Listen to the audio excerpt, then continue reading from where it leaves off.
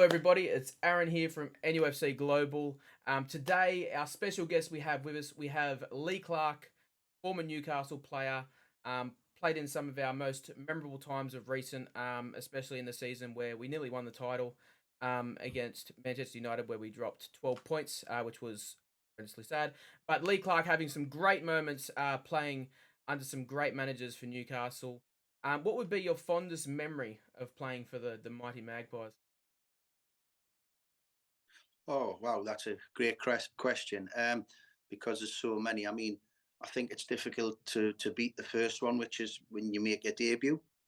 Because as a young boy living in the city and going to watch the team, you don't actually realise or think that someone like myself can eventually get to that level and be playing at St James's in front of the crowd. So when it eventually happened when I was 17, that was an amazing time. Obviously, the promotion season from the Championship to the Premier League was an unbelievable era. Then the consequent years in the Premier League and getting, labelled with the entertainers um, title, and just playing with some magnificent players and being managed by some brilliant coaches and brilliant people. So, many. But I think if you push us for the one standout, it always has to be the debut. Brilliant, Did it take you brilliant. long from going from the youth academy to like the first team?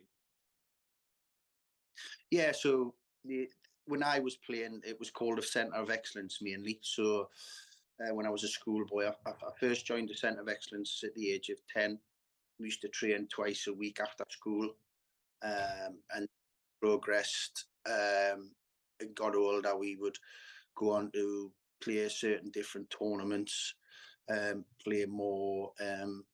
It was difficult to play at the weekend because we had our school teams, we had our city teams, we had our county team, boys club teams. So, and how they got us to one, obviously improve our technical side, but also to try and bridge the gap between us playing youth football and men's football. We would play like local Northern League teams and stuff like that on a midweek, Yeah. and in like non-league teams around here, the Northern League, the player was of a very high standard because there was lots of players who hadn't made it in the game because of various reasons. Lots of lads who I knew actually playing in that level didn't take the opportunity to become a professional footballer because they had good jobs, and then the money they were getting paid to play part-time football, they were getting actually more than they would have earned playing professional. So you had some really good players, but they were tough as well. So they were great games to line us in with like men's football. And as I said, we'd go abroad. We competed in the Northern Ireland Milk Cup, which is a very prestigious competition, which we went on to win. We beat Crew Alexandra, who had a very good academy in the quarter final. We beat a Liverpool team consisting of Steve McManaman and Robbie Fowler in the semi final. And then we beat Man United in the final, where Ryan Giggs, Paul Scholes, the like playing. We had a very strong team as well. We had myself, Steve Watson, Alan Thompson, Robbie Elliott, Alan Nielsen, five of us who went on to play first team football. And we, these type of things set us up. And then I signed my apprenticeship, my first contract, 14-year-old, which had me guaranteed as a YTS scheme at 16, and then a professional contract on my 17th birthday. So that's the way it went. And when you were coming, It's all right. obviously, you're breaking into the Newcastle team. Um, who were those players that you sort of looked up to, those ones that sort of took you under their wing, and the ones that you sort of gained that respect for very early on, breaking through that Newcastle team, and the ones that you looked up to and sort of gained a good relationship with? Well, we had a very experienced team at that time, and manager was Jim Smith, who gave us my debut, um, and who's unfortunately not with us now. But we had a really experienced team. We had John Burridge in goal. We had Ray Ranson at right back. We had, who played alongside me, players who were really helpful to me. Roy Aiken, who was signed for big money from Celtic and was Celtic's record appearance holder. I'm not sure if he still holds that accolade, but was captain of Scotland. Kevin Dillon, who was a very experienced player who really looked after me. We still keep in touch now. We had Mark McGee and Mickey Quinn were the strikers. So another player called John Anderson. These were really experienced guys and were really helpful to me. They showed me and they mentored me.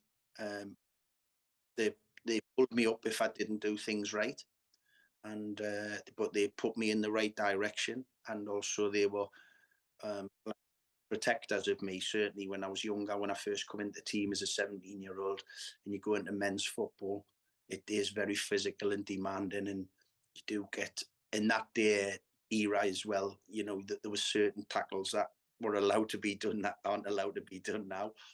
And so yeah, those senior lads were very, very protective of me. If any of those type of tackles came in on us, so I had a good group of guys who looked after us, but also, you know, would point me in the right direction, both telling me that things I had done weren't right or were right. So yeah, it was had a fantastic group of guys then. And in saying that, obviously, during your time in Newcastle, you scored a lot of important goals for the club. What would have been some of your fondest goals that you scored, and probably also probably your favourite goal that you scored for the club? Um, it's like my debut. It's like when you say the best memory, always your first one.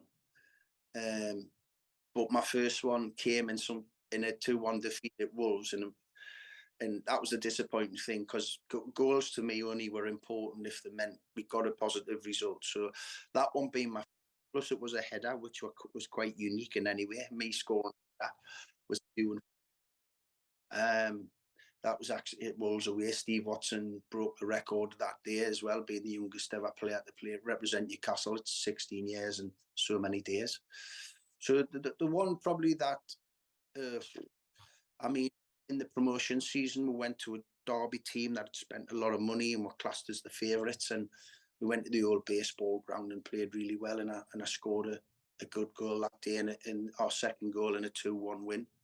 And that really, I think, I'll give everybody the belief and showed the rest of the country that we were a team to be reckoned with, you know.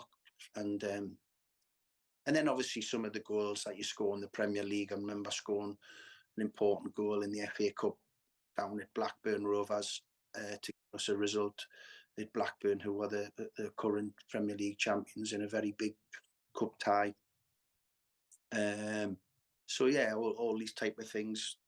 Every goal is special, but certain ones just stick in your mind. Fair enough. Did you have any like pre-match rituals or pre-match meals that you used to do like back in the day or anything like that? Yeah, well, I tried not to, but I became really vicious, and it's honestly, if you win, you know, you wear the same complete outfit the following week. So Yeah. home games, we wear suits, collar, and ties, but it was down to the same underwear, same socks, obviously being washed. You know, not Yeah, just yeah. taking game. They've obviously been watched and stuff like that, but and sticking to the same meal, trying to do the same routine. And the opposite, if you'd done something and you hadn't won the game, you would look Yeah. back and think, I'd done it. It was honestly, I suffer It's like a from mind game, OCD. isn't it? I suffer from OCD in any way, so that was just yeah. You know, you're trying to remember what you'd done the previous week when you've got a positive result or whatever, and you've played well or something's happened. So Yeah. it was mad, really. Some of the fine detail you went into, you know, to the seat you sit on the coach going to the game or whatever, or what you'd done previous, or what you'd done for lunch the day before the game. So no, it's mad, really. When you look back and you think about Yeah. it, it's mental. And obviously, during your time at Newcastle, obviously we're managed by some quite notable managers, obviously being Kenny Dalglish and obviously Kevin Keegan, KK. Which manager during your time at the club do you think, or during your career, do you think had the biggest impact on you as a player progressing and becoming, meeting that level that you eventually reach? Um, I don't know if I've been lucky, but every manager made a positive impact on me at various stages in my career. And Obviously I'll always be thankful to Jim Smith, the man who gave us my debut. You can never beat that. He was an old school manager. He was tough, but he put me into the team. And then we had Ozzy Ardiles, a World Cup winner, who showed a lot of belief in young players and gave us real confidence. And then Kevin came in and took the club and us personally to new levels. We had the lads who, especially myself and the lads who stayed, Stevie Watson and people like that, Robbie Elliott, Steve Howe, we had to keep improving at a dramatic rate because of the standard of the players Kevin was bringing in. There was no transfer window as such then. All you had in terms of a transfer window was you couldn't sign a player after the last Thursday in March, and that was the end until the end of the season. So you were quite open to when you could improve the team and the squad, and that was what Kevin continually done. So we had to keep rising to that challenge. Kenny Dalglish, obviously a fantastic manager and player, won numerous trophies as both, and a great guy, very funny guy, very got down to minor details in terms of tactics and stuff like that. Graham Souness, I got to play when I was coming towards the end of my career, looking towards my own personal coaching and managerial career. Thought he was a top guy. Learned a lot off him in terms of how to handle tough times. Load of respect. So, and always along this line between the three managers, we had Terry McDermott as the assistant manager, who Terry played a pivotal role with me as a manager, being my assistant. A lot of the success down to him that we had at certain clubs, and no coincidence when I didn't have success at other clubs, he wasn't alongside me. So, yeah, that was I was quite fortunate, and at my other clubs I had some other brilliant managers. So I get frustrated when I hear about things like you get this statement, or the players have stopped playing for him, he's lost the dressing room, because I had some fallouts with managers, like not over a long period, but you disagree with something they've done, or they might be upset with you.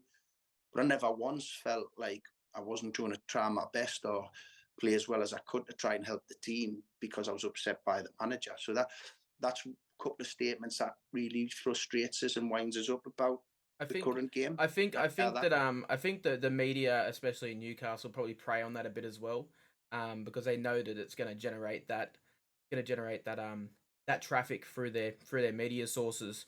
We've heard of bust ups constantly between players. Yeah, I get that, but my point of view is sometimes that story resonates back from it, because I've had it obviously as a manager, and that resonates from an agent who's upset that his client's not in the team or this, that, and the other.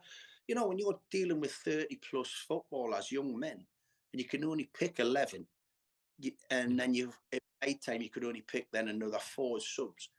You're looking at over 50% squad who are going to be like a little bit peed off at you if the truth be known, because they're thinking, a lot of them take it personal, and ultimately, I've had to leave players out when I've been a manager who didn't deserve to be left out, but I kind of, when you're playing a certain system, or you cannot like play with 3 number 9s, for example. Do you know what I mean? All 3 might be on fire. If you play with 2. So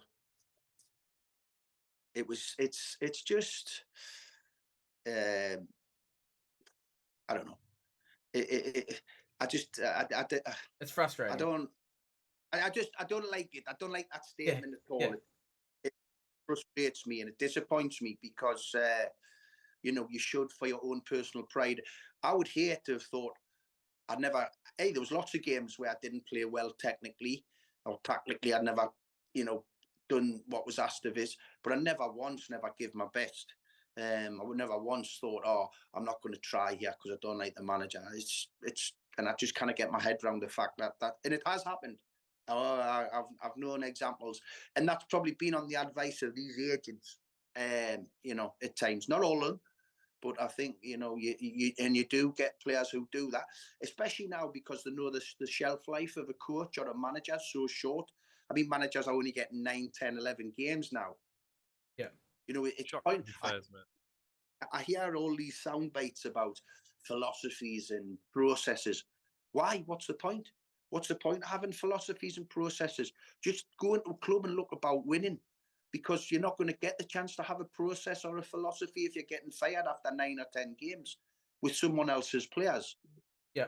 And you do see you do see many managers come in and try to implement a style of football that is at least going to drag them across the line before they can take the time to obviously try and implement a style of football. I mean, Sam Allardyce has been known throughout the Premier League as the mop up man, come into a club fighting relegation and save the day.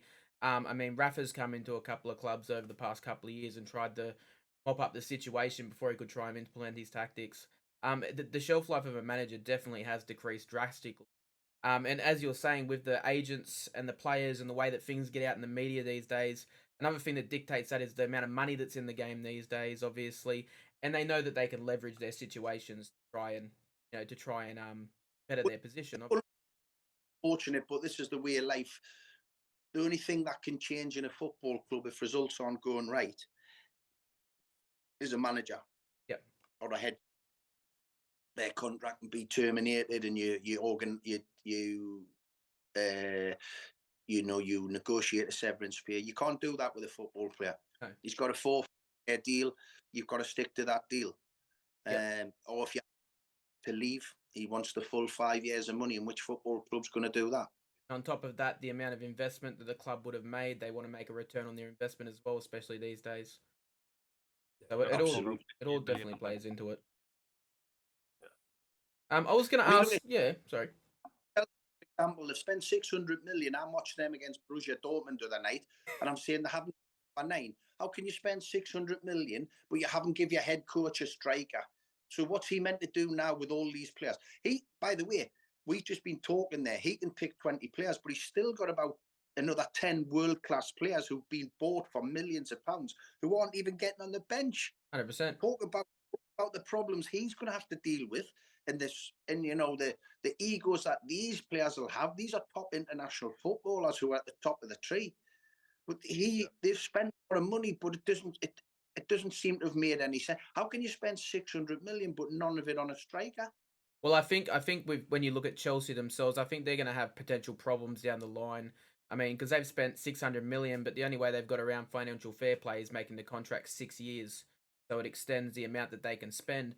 But the problem is if the results don't go well for them, they haven't given themselves a lot of leeway to invest in other players, so they basically have to rely on these youngsters they've bought to really see them over the line over the next couple of years.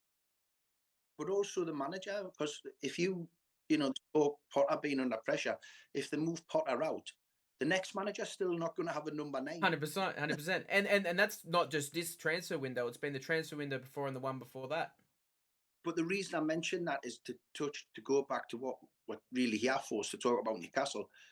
Eddie Howe and his backroom staff and the people behind the scenes doing the deals, they've used the 2 or the 3 transfer windows unbelievably well. Yep. When Eddie Howe in, his first and foremost thing, like you pointed out, save the club from relegation. Yeah. We hadn't won in 14 games in the January window was approaching. We're bottom of the table. We had to stay in the league by hook or by crook. He recruited players at that time with Premier League experience, with the exception of Guimaraes, who's turned out to be one of the best. Yeah.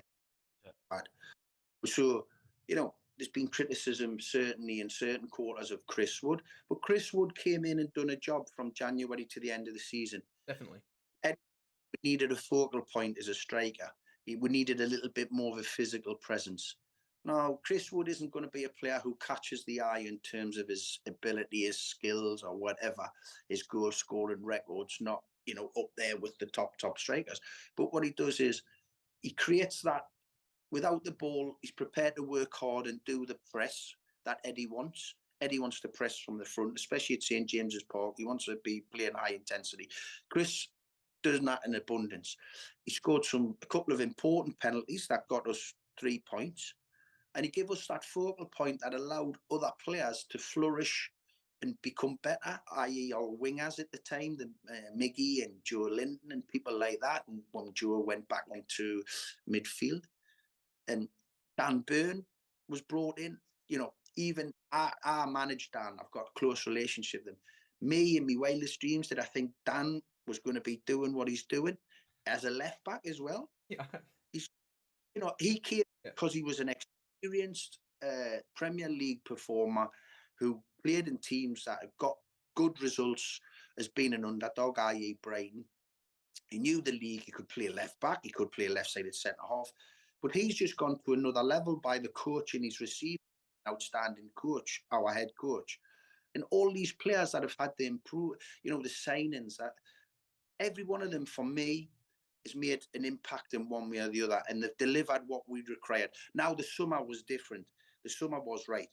Deep breath. We stayed in the Premier League. The manager or stroke head coach, whatever you want to call him, has showed his abilities. He showed his abilities in the transfer market, but he's also showed his abilities with the players that were currently here, how he's improved them by his coaching. Now, what he went and done in the summer was he added to those with the, your Botmans of this world and stuff like that. The players he's brought in and all these different other signings.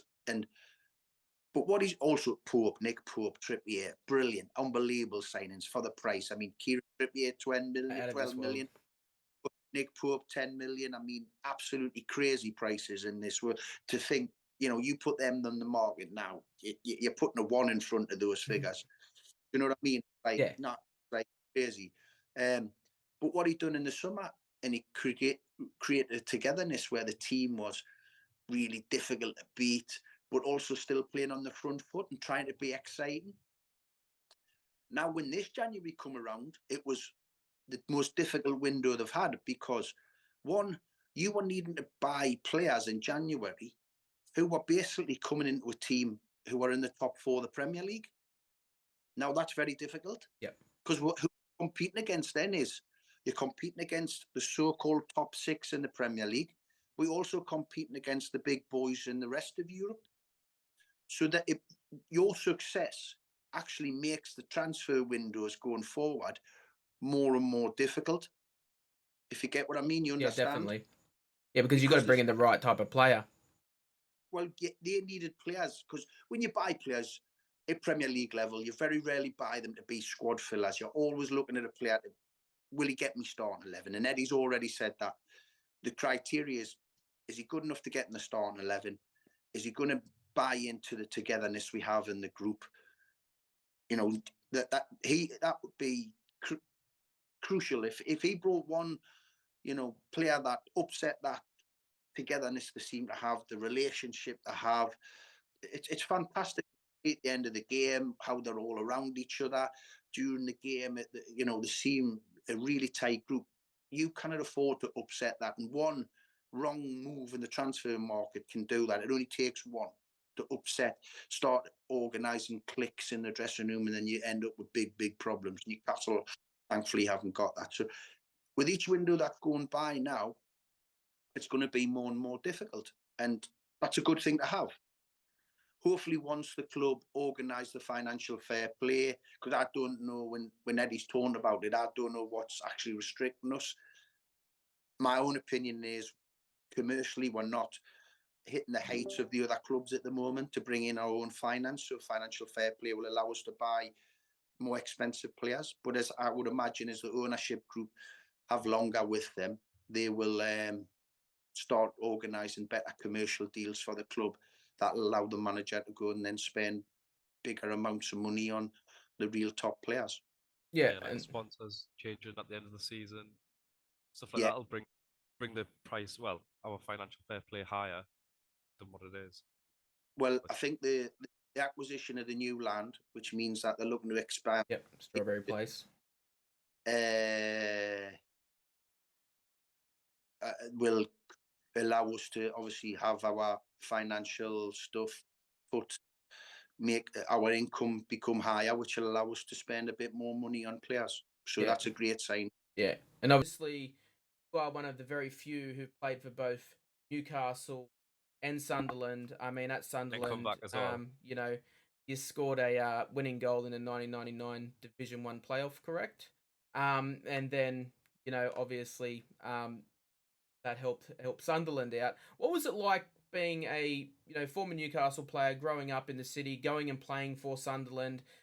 What was the experience like from the fan base of Sunderland when you first rocked up, and obviously the experience from the Newcastle fans, and how that all sort of transpired? Yeah, well, the story behind the move, I was still young. I lived in Newcastle. My first child, Jack, hadn't long been born. He was still young.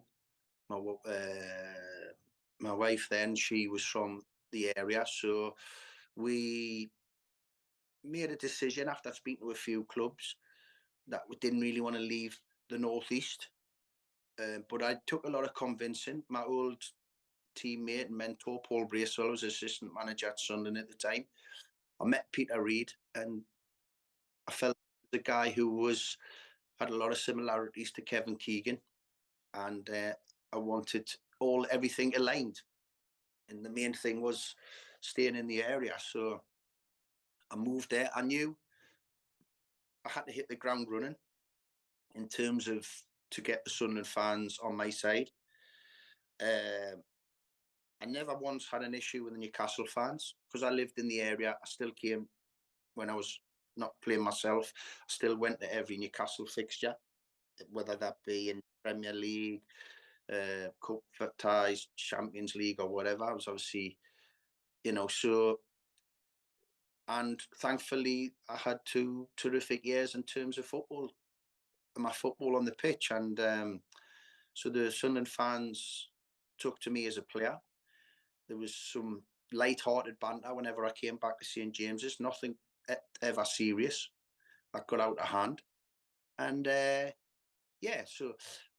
But when Sunderland got promoted, I had a dilemma because now there was a chance that I was going to have to play against Newcastle in 2 games, Stadium of Light and St James's Park, and play for the big rival and to try and get them a result. And it left me in a lot of turmoil. And I decided that it wasn't the right thing to do. And, it wasn't going to be possible for me at Sunderland to play against Newcastle. Like I'd done when I went to Fulham, it wasn't a problem playing for Fulham against Newcastle because there wasn't that rivalry in terms of playing against your biggest rival and your neighbour. So yeah, it didn't sit right with me. And as I just touched on earlier, my biggest asset was always giving my very best for the team and the supporters and the manager I was playing for. And those 2 games, I felt if I was involved in them, would have jeopardised that, would have, put me into a position where I didn't want to put myself in. So I never allowed that to happen. So A couple of own goals wouldn't have been bad. Like you what? Sorry. a couple of own goals wouldn't have been bad. Like they're not the worst thing. Like a cheeky header from a corner or something. Oh, listen, when I went back.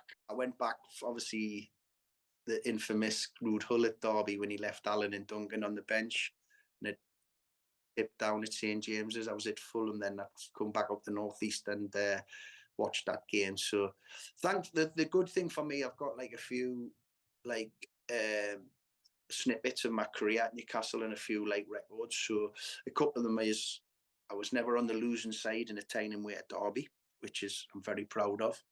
And every year I played in the Premier League for Newcastle, we qualified for Europe in one way or the other, whether it be Champions League or UEFA Cup then, but was now the Europa League. So yeah, those 2 things, really good. The time we had Derby one's a big one. I would have hated to have had that feeling of being losing. When I went into coaching and I became the reserve team manager at Newcastle, my job was to develop players. And the only time I said the result really mattered, I wanted them to create a winning mentality. Don't get us wrong. So we didn't go into reserves and just accept losing. But I said the only time that the result was more important than the performance at reserve level was when we played Sunderland, because I had to get these players, these young players to have this mentality. Because I can honestly say, in all the games when I've played against Sunderland, there haven't been classic matches. They've been nip and tuck, or they've been, you know, a war of attrition. But because you win, people remember them. So, in some of those games, Sunderland, I don't know, I kind of remember a lot of them, but Sunderland might like played well, but because they've lost, nobody's interested. No, the performance, you know, when people say, "Oh, performance," if you perform well, you know, you can build on that. You take positives, but you could have your best game of the season and you lose to Sunderland, and there's no positives to take from it. But you've got to win. It's all about winning, and you have to create that mentality all through the club when they're young. You know, we had it at youth team level. Whenever we played against Sunderland, it was, you know, the be all and end all was the result. Nothing else was important. You know, so for example, my last start for Newcastle was the 4-1 win at the Stadium of Light. Alan's was as well. He'd done his knee, but I was carrying. Actually, that last 6 months, I was due to have a double hernia operation, but because Emery had got a serious knee injury, they asked me to put it off till the end of the season because we were a bit short of numbers in midfield. So I did, and I played in the Stadium of Light game. And my own personal performance wasn't really particularly very good, to be honest with you. But I didn't give two hoots because we won 4-1. Yeah. If it had been the opposite, my personal performance was good and we'd lost 1-0, I would have been gutted. So, you know, that's touching on back what I was saying earlier on. All that was important was about winning the game. So when you have these matches. So, yeah, it was like the initial question you asked was about the relationship I had with the fans, and it was fine. And so, and I enjoyed the 2 years playing under Peter Reid. He's a great guy. He loved the Northeast. He loves Newcastle. When he ever used to go and watch match Newcastle, he'd go into the city centre and go for a few beers and that before the game. And he's been up. I've done a few gigs up here with him now, and in the pubs and the clubs and the hotels around the city, and he just loves the place, you know. Yeah. What do you think of the current like academy for Newcastle? Do you think it's any good, or? I think it got neglected, like most things did under the previous ownership, massively. In terms of infrastructure, just like the first team did, but also what was allowed to happen. So they lost a lot of relationships with a lot of the local boys clubs that they built up, which are crucial all over the Northeast. They'd lost that relationship where you'd be seeing boys go to Sunderland or Middlesbrough from your West. Sunderland have had a good academy for a long time now, haven't they? Yeah. So, but I think the new ownership group have had so much to deal with from first team downwards that they're slowly getting to the academy level now, and it'll take a while. You can see the investment that goes all over the world to try and bring these young players in. They've built up the relationships, or they're starting to build up the relationships again with the boys clubs. There's obviously going to be a look at the infrastructure, the facilities they have, the standard of coaching, and that's crucial. You know, for example, in Germany, the most qualified coaches. So if you want to be a youth coach in Germany, you have to have your UEFA Pro license. And if you want to be a first team coach in Germany, you just have to have the minimum of an A license. Because what they're saying is the most qualified coaches need to be with the youth who are at their most optimum to improve them, to give them, make players they are. Whereas in England, you just need I don't know what the exact amount is, but you don't need a plethora of coaching badges to be a youth coach. Whereas if you want to be a first team manager or coach, you have to have the pro license. So our Germany flipped it on its head. And I get a concept because it's them saying that the young players, you know, we played Arsenal when I was manager of Huddersfield, and I spent a lot of time with Arsene Wenger after the game, and Lee was, the test is between 13 and 16 to get into these boys to try to make them the players they are. Yeah. After that, you find it very difficult. You can try and you will get a bit of improvement, but you can make those lads into the type of players you want them to be. You can like mold them, if you know what I mean. At those ages, it's important that the club gets that right. We don't want to be losing out to the other two northeast clubs, bigger northeast clubs, i.e. Sunderland and Middlesbrough, to the best talent, and we don't want our players wanting to move to other clubs around the country, i.e. my boy. So Yeah, Yeah. yeah. That being obviously one that obviously you can see the way that obviously under the Mike Ashley tenure, a lot of parts of the club obviously weren't looked after to the standard that they should have been. Obviously the youth academy being one. Um, Obviously you would have been very proud of your boy being in the youth academy at Newcastle. And obviously with him eventually leaving the academy as well, to go on and try and forge his career. Um, when he did leave the academy, for you, was there anything there that you feel like he could have pushed on from there and made something in Newcastle, or do you think it was probably best for his sort of career to move on? Obviously, being from being a coach yourself, um, and having that level of experience. there's got to be red flags when the son of someone who's played 265, 270 games for the club uh, we're both from the area. There's got to be red flags and put up when he's looking to move on. Yeah. I never affected that decision one iota. I backed my son once he decided to do that, and I found it quite strange and unerring how quickly Newcastle agreed a fee with certain clubs. So there wasn't really a demonstration of faith. They weren't backing up with their actions what was being said, because it's out there in the public domain. They were saying he was the best thing in the academy. That wasn't backed up by their actions. There was 4 people involved. 2 have now left the club and 2 are still there that made a lot of impact on my son's decision. There's no way if he was happy, was he have wanted to move. But then when it was decided and that conversation was had, I felt that the club, I was quite astounded how quickly things moved. I thought, one, they would be very ruthless in the negotiations in terms of what they wanted to take in monetary terms. I thought that would drag on. It didn't. It was done within a matter of days.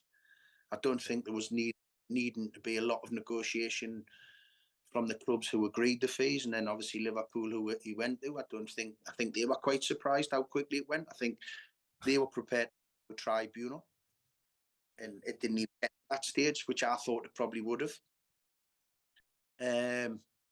But then once he'd made his decision, he went and spoke and visited these clubs and made the decision he did. And when you think he moves there as a boy, he goes on his own at first, lives with a family down there, and within 12, 13 months, he's made his Premier League debut. He's made his Carabao Cup debut. He's been talked about very highly by one of the best managers in the world, in Jurgen Klopp.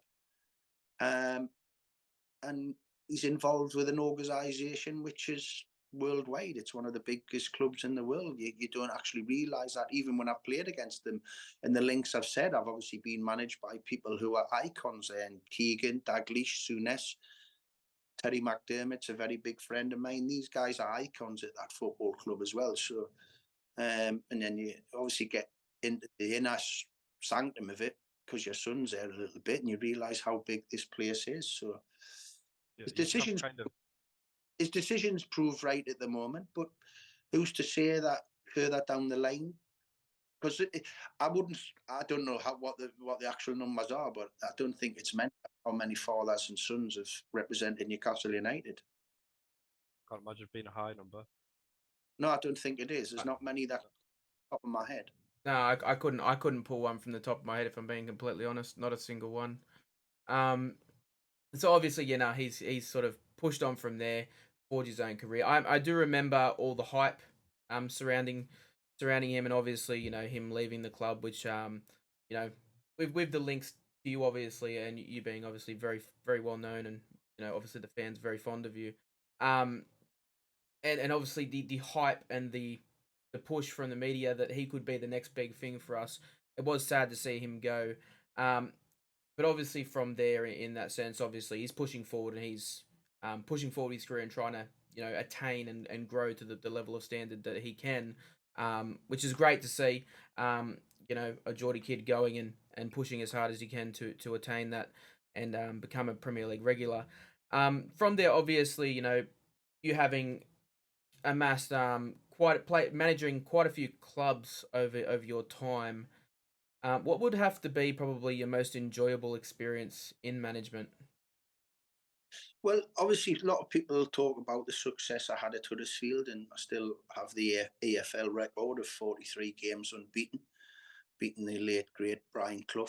He had 42. So, but I think my biggest accomplishment was my Birmingham City role. And people will look and they'll get the stats up and they'll say, "Oh, your win percentage wasn't massive, it wasn't sky high." But this was a club that I agreed to take over that had just been in the playoffs the year before.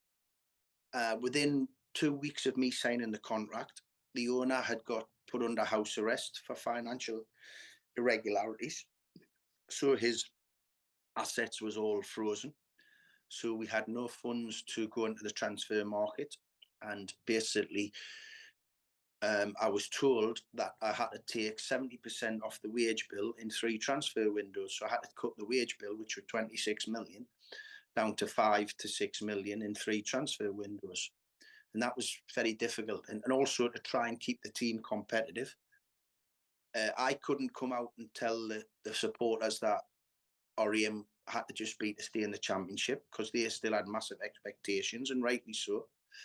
So we worked on, reducing the wage bill. As I said, tough to move players, older players, especially when they're on big contracts and think that might be their last contract. So what ended up happening is we ended up selling the players that I wanted to build the team around, i.e. the young players. So I gave Jack Butland his debut in the championship, and we sold Jack to Stoke for about 3.5 million. And football, there's no secrets in football. It got round that we were desperate for money. We had these issues, regular put under transfer embargoes as well. Which meant basically if I sold the player for X amount, for example, if I sold the player and he was on £1,000 a week, this is just a hypothetical figure, I could only bring in the next player on, say, £500 a week, I couldn't match that money or go above it. So I sold Jack Butland at 3.5 million. At that time, his value was probably closer to 10. We sold Nathan Redmond to Norwich City, and we had about Norwich were Premier League then. We had about 10 to 12 clubs interested in Nathan, so we could have produced a little bit of a bidding war. But crazy enough, my CEO sent out a fax to all those clubs interested, saying the set figure was 3.5 million, when really we could easily hit 5 to 6 if they had went up in £250,000 bids, all these different clubs. So I sold 2 of the club's biggest assets and best players at the time, even though they were young, for 7 million quid, when really one of them should have been getting that at the bare minimum. So we should have been hitting closer to 20 million. But then we had to reduce the bill. I mean, in my time there, 2.5 years, I gave 13 academy players their debuts. And we kept the club in the league. We kept the club in the championship. Great club, great infrastructure. The year that I left, we were bottom 3 budget. Got some players to come to us for less money when they seen the standard of the training ground and the stadium and the support we got and how fanatical they were. They came to us instead of going to other clubs for more money. And that I'll always consider that one to be my best, Kilmarnock, very similar, because I went up there in the SPFL. We only had 14 games left and the transfer window was closed, so I couldn't do anything in the market. Team was bottom, and how they work it in the SPFL is the team that finishes bottom automatically gets relegated. The team who finishes second bottom, they play in the playoff against the team who's won the playoffs from the championship in a two-legged affair. And I quickly realised I could get the team off the bottom, but to get us to the out into third bottom and outside the playoffs was going to be a big ask.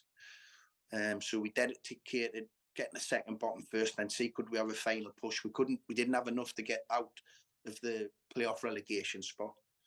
But thankfully, we played Falkirk, and we lost to a late goal in the first leg at their place on the Friday, but then just swept them aside in the second leg 4-0, and kept our place. And that summer, I rebuilt the squad, and we were top 6 when I left to come back down south after being headhunted by Bury. So those type of things, because people don't see it, and people say, oh, like you look on the stats and they'll say, well, his win percentage at Birmingham maybe 28, 29%. It's very similar to Kilmarnock. But out of those 14 games, my first 5 games up in Scotland was 2 games against Rangers, game against Celtic, the game against Hearts, and a game against Ross County, which we won. And the other 4, you're thinking, wow, for an this is the type of playing field. So Brendan Rodgers is manager at Celtic, and I'm good friends with Brendan. So we play them at Celtic Park, and I goes in after the game, and he's funny. He's saying, I'm trying to push for more money in my budget. And I says, oh, what is your budget here? And he says, oh, it was 17 million. I've got it up to 22. He says, what's yours? I says, oh, 800 grand. It's the same league. This is like what you'd get in an FA Cup tie. Basically, you get like the giant, the underdog. So it was just, those type of things aren't seen by what you're doing in the background and how you're changing the mentality of the club, I didn't realise how much like you would have in terms of business, like going, oh, I want 3 million for this player, or come and buy him for 6 million. Like, is it quite hands-on with that? I didn't want to be like that. I was never like that, because I owner at Huddersfield, I just identified the players and they went and done the contracts and how much the transfer fee was going to be. I would help them along the, certainly if there was haggling needed in the club or needed more, I would have to tell them how much I wanted the player. But at Birmingham, obviously, my last 10, 12 months there, my press conferences never got really talked about football. It got talked about the finances of the club and how the transfer were doing, how we're getting out. Was the club going to be still running, or was there anybody trying to buy it? And so basically, at Birmingham, because there was no team above me in terms of the directors, we had a brilliant administration team based in the UK, and they tried really hard with me to bring players in. So we were having to set the figures, and that's the opinion of the manager. But I prefer as a manager to just identify the players that I wanted to bring in, identify the players that would move on, and then leave the negotiating to the so-called experts, the money people, Yeah, it would have been well before Jude Bellingham's.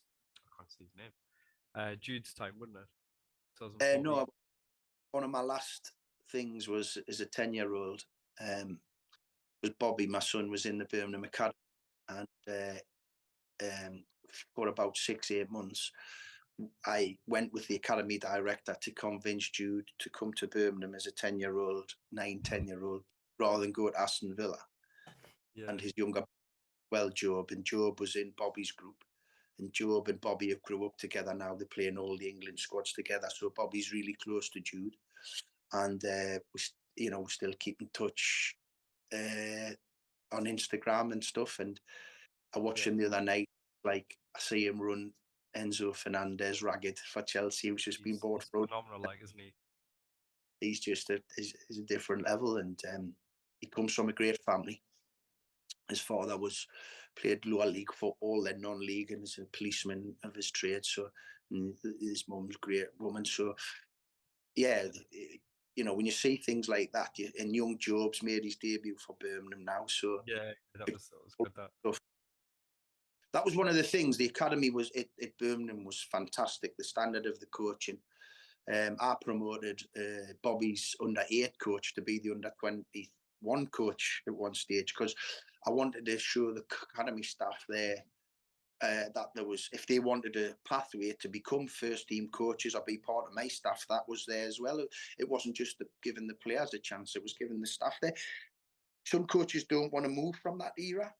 That they want to be academy coaches and they don't want to be anything else. But other coaches do have that ambition because obviously once you come out the academy line, it's a lot more pressurized and your job's on the line if results. Whereas if you're in the academy, it's about development mainly, and it's not, Yeah. you know, people into the results too much.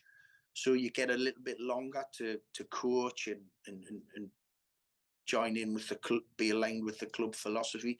But once you become into the senior football, it's results driven business, and Yeah. you know you could nowadays you mightn't even be there 2 or 3 months. So that's sometimes they've got to take that risk as academy coaches. Are they prepared to do that? Or do they want to just stay in the academy where they could be there for the next 5 or 10 years? But knowing that it's a chicken and the egg, isn't it? I would love to be in a first team setup. But if I Yeah. go into it, results don't happen, bang, and then I've give up that job in the academy. And it's so difficult now to get jobs. I mean, there's so many top coaches, and then you get the new breeder coming through, and there's not so many jobs for people to bandy about. So, you know, it's a tough call. I understand why the some of them are reluctant to do it, but you do get some, and I like to surround myself as well by those type of people who are ambitious. I've got no problem with appointing somebody as an assistant manager who wants to be a manager. Got no problem with that at all, as long as she's not putting the knife in me to be the manager where I am. You know, Yeah. I get that. So there's no issues on that one. Yeah, obviously, your most recent job would have been in the Sudan Premier League, and obviously at the moment you're without. Are you looking to get back into management rather soon, or what's your sort of plans at the moment? Well, the thing with the Sudanese one was what excited us about that was to be coaching in the African Champions League. And unfortunately for us, the 2 times I'm managing it, we were grouped because we were the lowest ranked team. We had to play preliminary rounds. When we got through, we got in a group with the Egyptian giants Al Ahly, who've Yep. just been competing in the World Cup, lost to Real Madrid in the semi-final. And they're a powerhouse. They are the Real Madrid of African football. I mean, when played against them, there's 82,000 there. So we that was the draw for me to be competing at that level, and that was a great competition. We came so close in the second year. Was there the second time round because in between I'd had a little spell in Oman. The second time I went back, we came so close to qualifying for frying from the group stage, but just wasn't to be. But yeah, that was a great experience. Probably the overseas stuff is probably not going to happen anymore. And I'm enjoying being a Newcastle United fan again. I'm enjoying going to my boy whenever I can, you know, and take in other types of games. So, you know, I was at the Merseyside derby on Monday, so I got a close look at Liverpool before we play them this weekend. And so, yeah, I'm enjoying it. So, but unless if there was someone who come to us and asked us, would I be interested in a certain job in the UK? I love football. I love coaching. I love being on the grass. I love the game. So I'm never saying never. I mean, I'm seeing people like Neil Warnock come out of retirement at 74. So I'm only 50. I'm only a young man. Yeah. That's fair. What do you think about Liverpool? Sorry. It's been an indifferent season. Yeah. They've had major injuries. They've had a loss of form in terms of individuals. They're very ran similar to Newcastle in terms of the financial fair play. They stick to quite a strict budget. Yeah. You know, the only reason they were allowed to pay the 70 odd million when they got Virgil van Dijk was sold Coutinho to Barcelona for over 100 mil. Yeah. And obviously, like a one big signing per summer. So they done Nunes and the gap go in the January. So yeah, they were back to their best on Monday. Yeah, they look good. Like I only seen the But the, highlights. 'Cause I was up there. but the big question is, can they? Because they've had false dawns like that this season, you know. And when I've watched, it's whether they can continue that. I mean, listen, it's no doubt it's going to be a tough game. The thing about Liverpool, you looked at that bench. Unfortunately for Bobby, this is a problem for him. He needs out the way a little bit. Because you look at the bench they had on Monday, you've got Virgil van Dijk, you've got Diego Jota, you've got James Milner, you've got Bobby Firmino, you've got Carvalho, got Timiskas, you've got Kelleher, you've got, did I mention Fabinho? The whole 9 who were on the bench on Monday are like all international footballers again, you know. Yeah, so they're a starting 11 as it is. Yeah, their injury problems are starting to clear a bit. You know, Diaz is back in on the grass training and stuff like that. So you think, oh, is it the wrong time for Newcastle to be facing? But by the way, they fear. I get the inside feeling from them as well. They're fearful of Newcastle. These big clubs now, they're fearful of Newcastle. They see the quality that we have. They see the fortress St James's is now. So. And you think how unlucky Newcastle were down at Anfield. That's the only defeat they've had in the league. It's phenomenal. Like, it's such a nice feeling to have. I think I'm really looking forward to the game. I think it's two teams, two powerhouses. And when clubs are competing at the top all the time, there always will be an odd season where things haven't gone well for various reasons. They probably need a little overhaul, Liverpool as well. The field area seems to have a lot of players who are mid to late 30s, so maybe that might need freshened up a little bit. Yeah, there's no doubt they will. I mean, the manager's absolutely world class. I talked to my son about how he does things on the training ground and in the sanctum of the dressing room, and it's just brilliant. How he creates what he's created, but. I'm really looking forward to the game. I think it's going to be, and it's the same with the final. I've got no fears about Newcastle playing and beating these teams. We're going to have to play well, but we've played well majority of the season. So, there's a little few rumblings because we've drawn too many of our last few games, and it's a couple of draws in the last couple of games as well. And Bournemouth, granted, was probably our most indifferent performance of the season, but there's reason for that.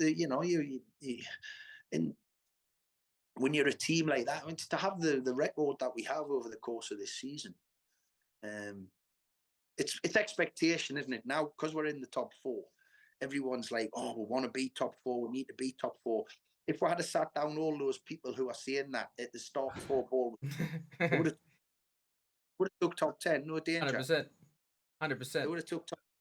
It'd be brilliant if we can get into Europa League. But now, because we're there and we set the standards that we have, like we need Champions League. It's desperate. Everyone, it'll be a disaster. I've even heard people say, it'll be a disaster if we don't get Champions League. What I don't like sometimes, these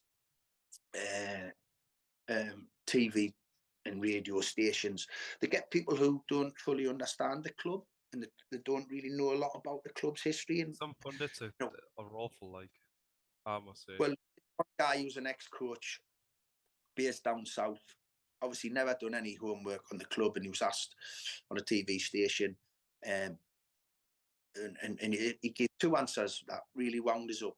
And he said, we should be near the top 4 where the money was spent, which is absolute nonsense because we've spent hardly nothing compared to other clubs.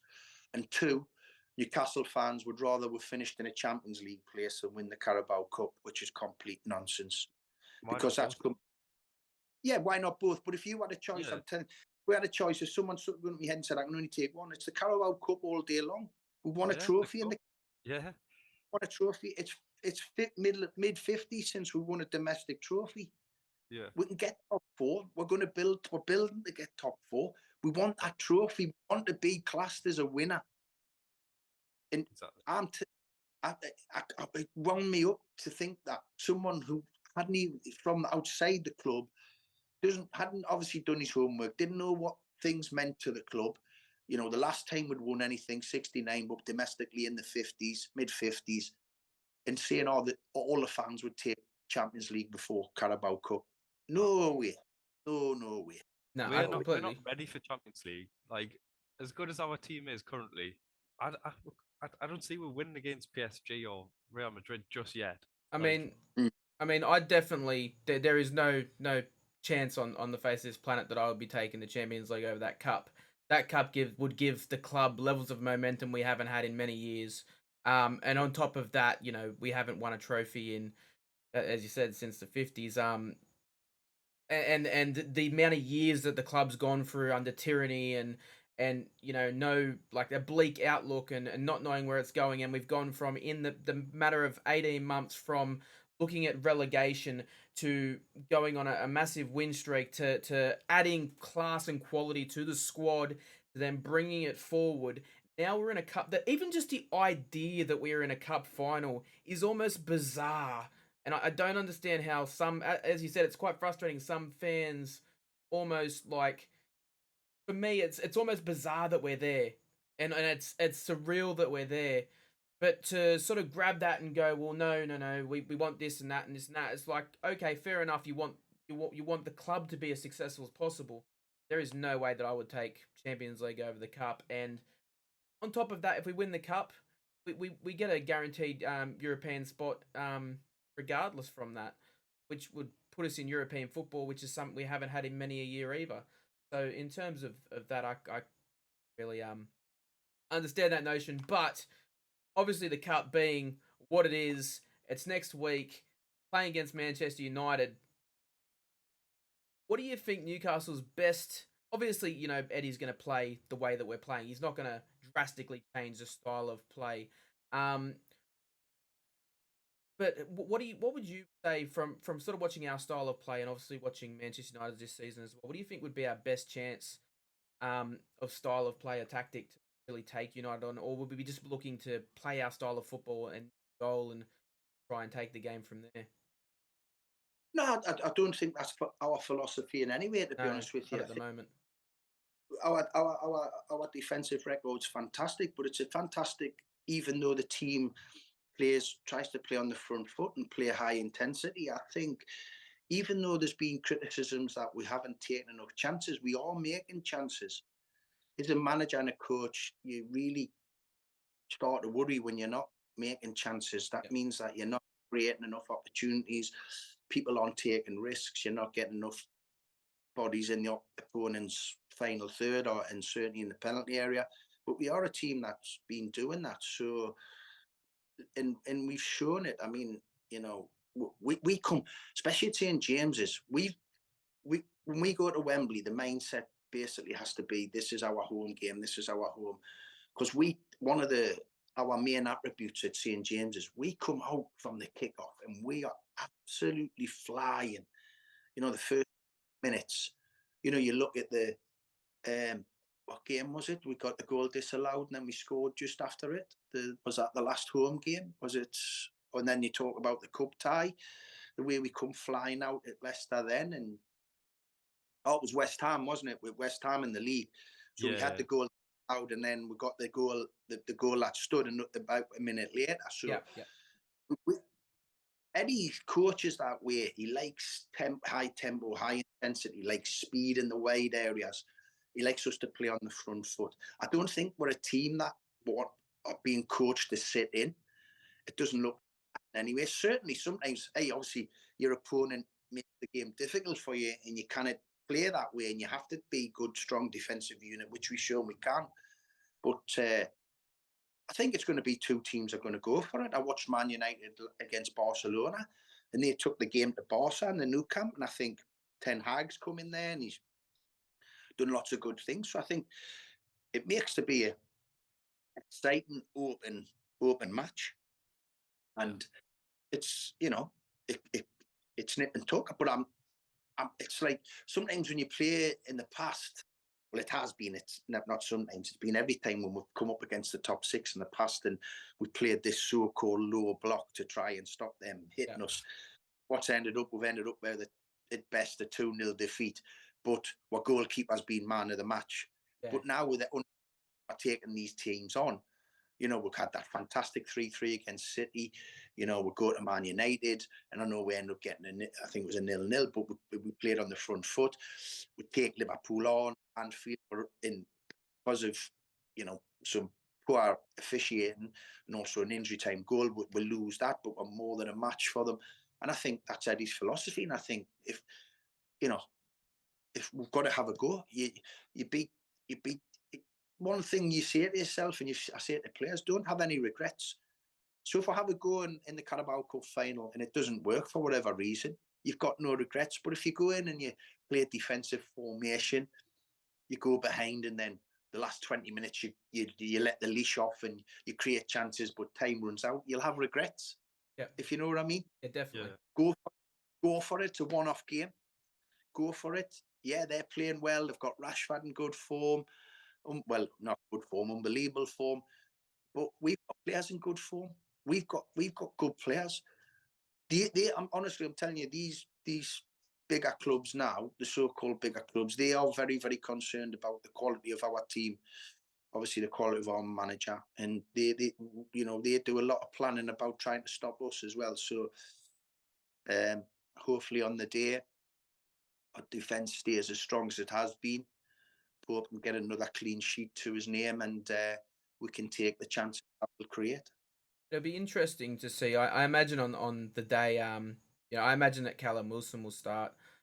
It'd be interesting to see what Eddie does with Isak at the moment. Whether he's going to give him a chance in the league, whether he's going to save him for the final, because we know obviously Callum has some fitness issues.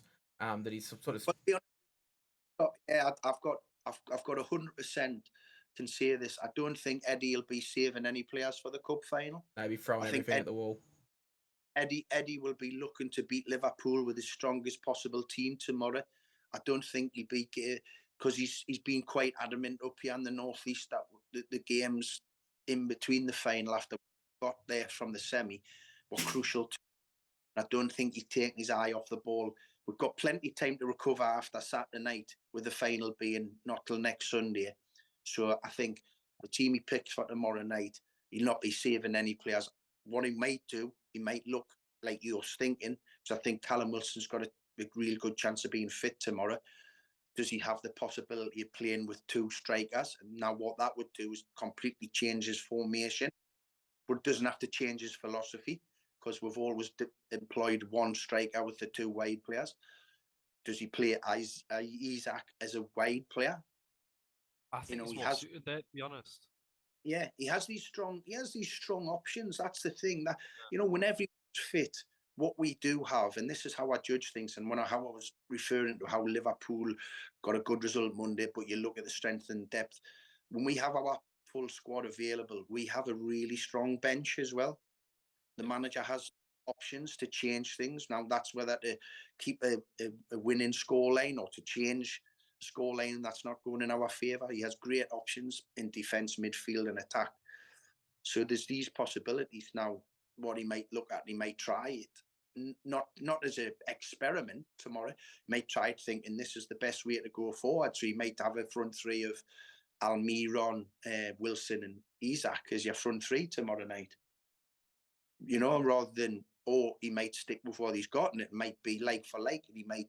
Callum starts the game and Isak will be on the bench, and Callum gives his everything for 60, 70 minutes, and Isak comes on the pitch, you know what I mean? So it's the balance in it. I think I've gone on record a couple of weeks ago, Eddie made 3 changes in one go, and he took off the front 3 and completely replaced it at the time. So he brought on Jacob Murphy, Isak, and it was St. Maxim at the time, because we had Joe Linton, Callum and Miggy was the front 3, and he changed that.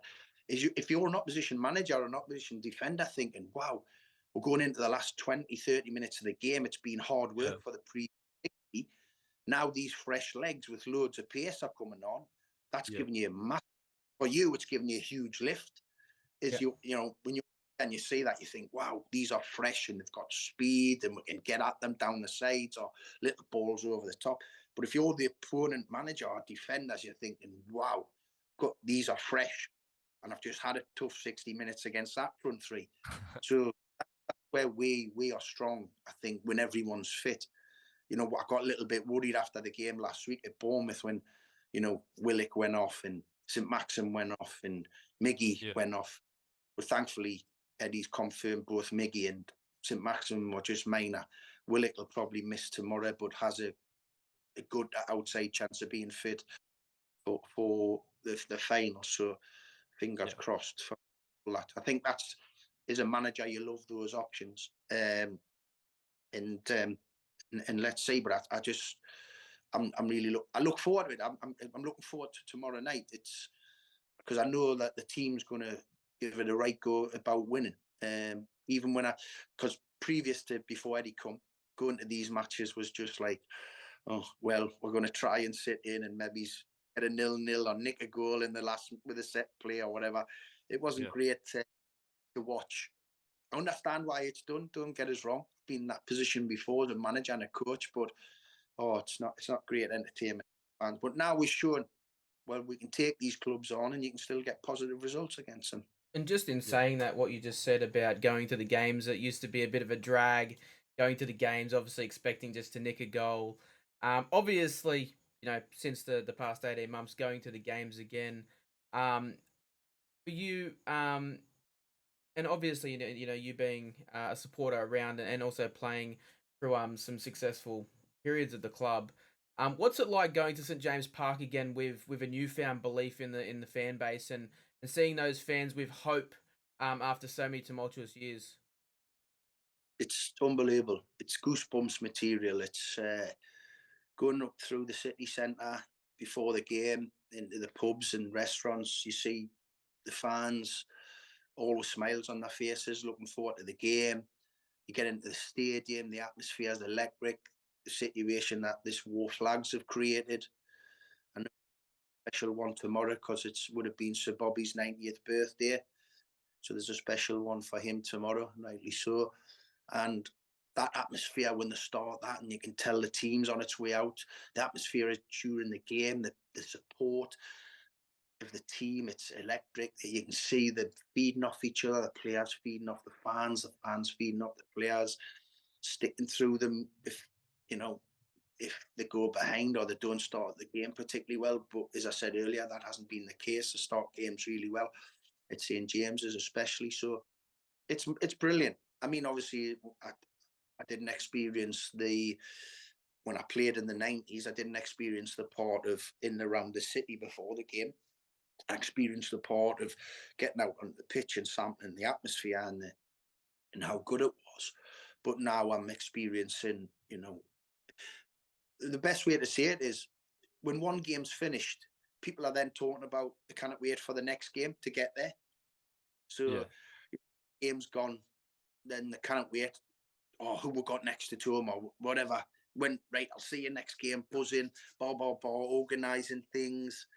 And that's the way it is. And you feel the atmosphere generating if you're walking up from the city centre to the stadium and everyone's really happy. They're excited by what's going to be on offer. And it's just a fantastic place to be at the moment.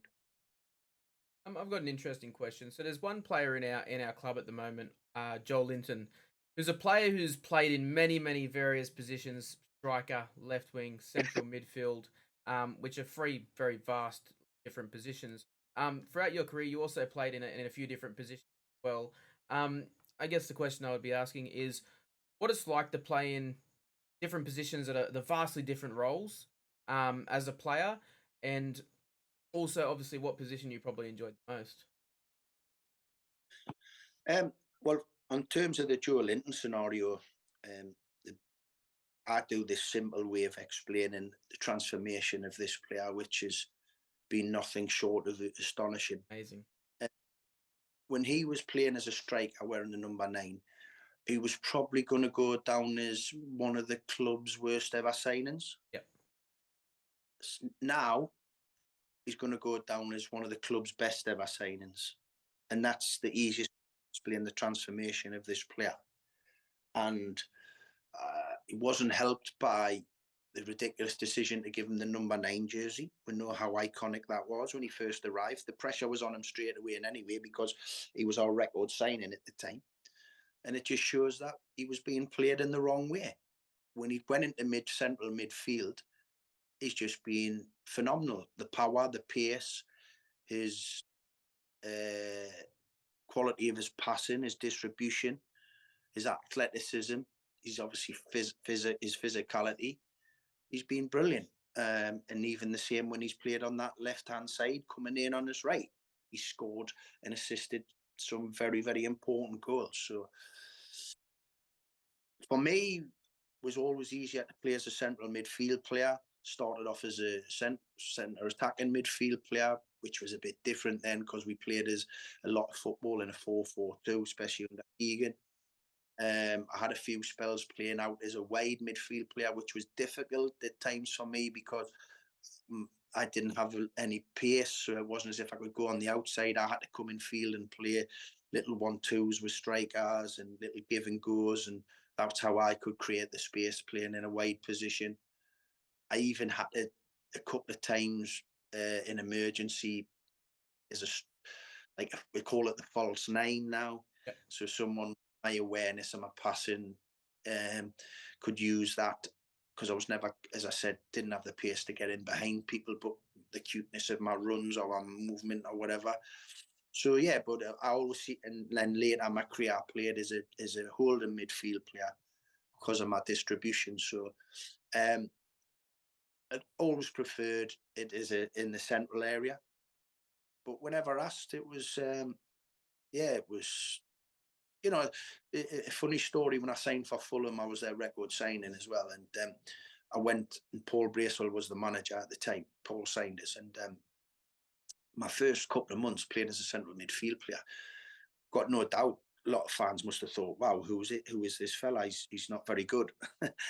Because I didn't hit the ground running. And we played Norwich away. Norwich were in the Premier League at the time, and we beat them 4-0. But I played on the left of a midfield 4. As I said, coming in field and playing little passes and little give and goes. And me coming inside would allow my fullback to go on the outside and overlap, and me slip him in. And that was up until then. As I said, I hadn't played particularly well, and I had a real good game this night.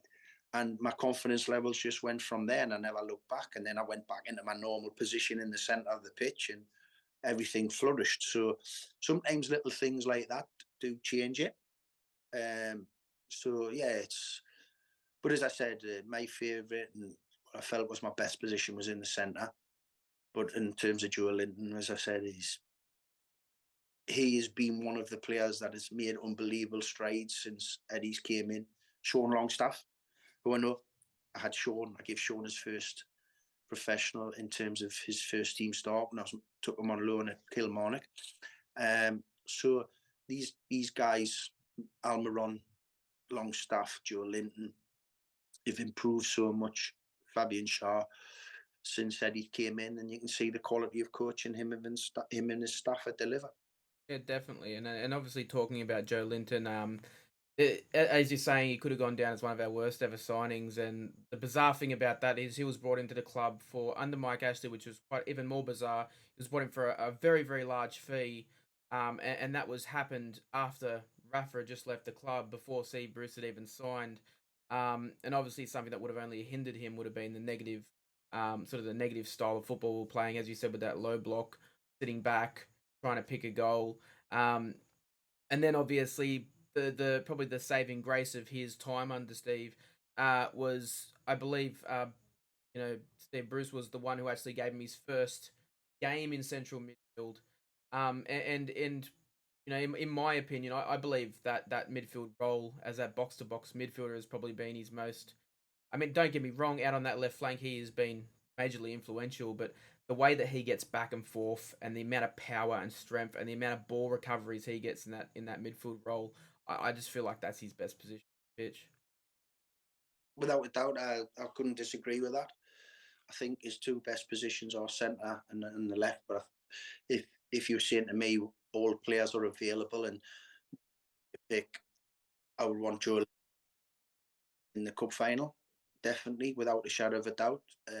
He can make a huge contribution from there. As you said, his recovery runs, because he's so athletic and he's so physical, his quality of passing is short and long. He can get in the box. He's got confidence in front of goal now. He's a threat in both boxes, so he's good defending set players, but he's also a threat from attacking set players. Yeah, you wouldn't pigeonhole him. He's like an old school, when I was seeing a lot of teams in the 90s were playing 4-4-2, so your two midfield players weren't attacking or defending. They were everything. They were box to box, had to do all of that. And Joe Linton has that. He can do that whole stuff. He can do the attack and he can do the defending. And it's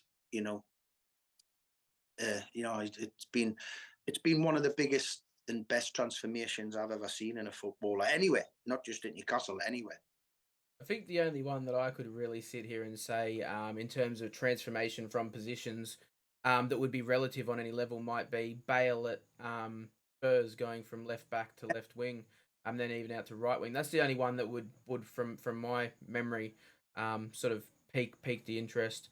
In saying that, obviously, Joel Linton finally flying high, and looking back on it, your time at Newcastle, who was probably the most, you believe, probably the best player you played with? Also, you know, with the players that you played with, who did you enjoy playing alongside the most? Well, I go without saying, and I've been on record as saying this, in my opinion, not just the best player that I played with at Newcastle, but the best player to wear a black and white shirt was Peter Beardsley. Yep. Uh, was Lionel Messi of his era. Yep. But 10, or the number 10 was created. Enjoyed playing with him. Like I said about the managers, midfield player, and one of my assets was I think I could pass the ball as good as anybody, and I like to play the ball forward. When you're playing behind top class strikers, like I was lucky enough to do at Newcastle.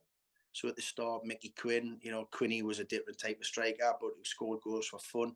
We then had David Kelly, we had Andy Cole, then Les Ferdinand, Faustino Asprilla, Mike Owen, Alan Shearer, Peter Beardsley. When Peter could play, as I said, as a 10, but still get in behind. It's those players you enjoy playing alongside. And that era under Kevin, when he was continually buying players that made the team better, some of the players, Scott Sellers had a wonderful left foot. Kevin Sheedy had a wonderful left foot. John Beresford was a brilliant attacking fullback. Rob Lee, there's a player who was playing out wide and developed into one of the best centre midfield players in the business.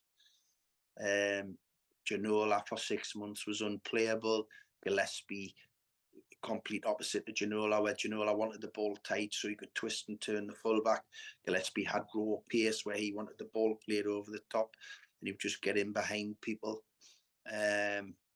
Philippe Albert, unbelievable ball playing centre half. Steve Howie, probably if injuries hadn't hit his career, could have went on to get 40, 50 England caps, no doubt. Just Barry Venison, a great pro, brilliant signing. Paul Bracewell. There's so many rattling off players there all the time. Yeah. Who Nobby Solano, wow, didn't need a left foot because outside of that foot. So, just some sense here. Sorry if I forgot any of them. Because there's so many of them. There's been sensational. People will always say, I think people say sometimes when I say Peter Beardsley, they find it strange because I obviously look at Alan's goals and what he'd done. And I'm not getting away from that. Alan's a superstar for the club. But when you watch Peter, I was lucky enough to watch Peter in the 80s during the Keegan promotion era. with him, Kevin Keegan, and Chris Waddle as the front three. And they were phenomenal in some of the goals and some of the things Peter would do.